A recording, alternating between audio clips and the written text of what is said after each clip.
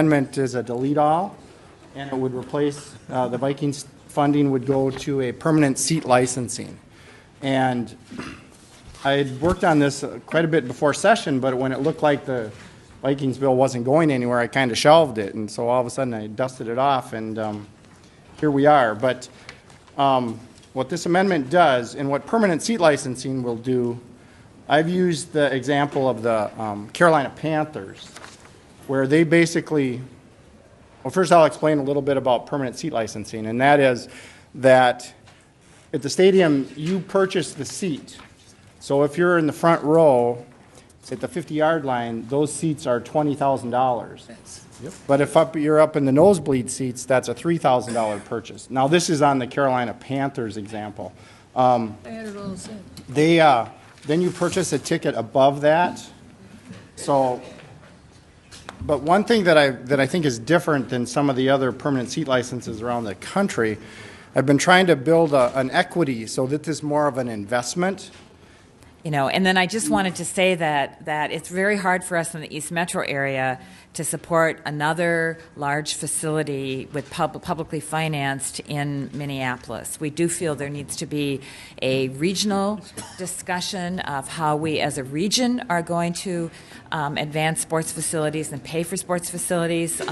Like Minneapolis, we still have a huge debt on our Excel Arena, and we have other needs in our city as well. So it's difficult for me to support another facility in Minneapolis, especially when Minneapolis doesn't seem like they really want it.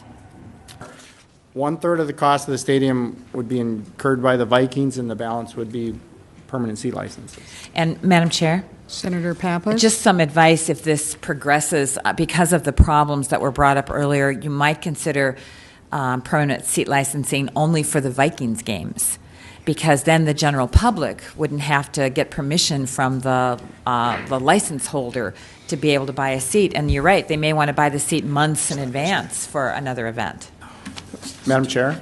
Senator Olsine? If I can clarify the point of that, is that in trying to look at this as an investment for the person who buys a permanent seat license, that if they have this seat and the circus comes to town, then they get a smidge amount of revenue for owning that seat for the person that buys the ticket that goes to the circus. I see.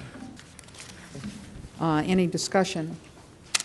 Madam Chair? Senator Marty, or Senator Bach? No, Senator, you can take Senator Marty? Madam Chair, I think Senator Olsine's amendment made the bill much better in terms of the fact that it's largely a privately financed facility, which is, I think, what Carolina and Los Angeles and others are doing as well, and I think that we ought to be doing the same thing.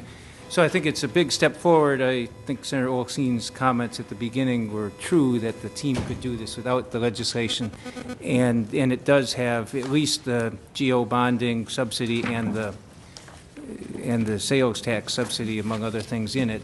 But I think the bill has moved in the right direction, but I'm not sure that I think the 9-3 vote on it suggests there's a lot of interest in helping figure out some way to address this issue, but with private financing, and I think that's the direction we ought to go. And I mean, I'd encourage people not to support this bill because we can do it without the bill. But it's clearly a message, Senator Olsine. I think you saw when you offered something that was going to be private financing, people are happy to support it. There being 9 ayes and 3 noes, the motion prevails. There being no further business before the committee, we stand adjourned.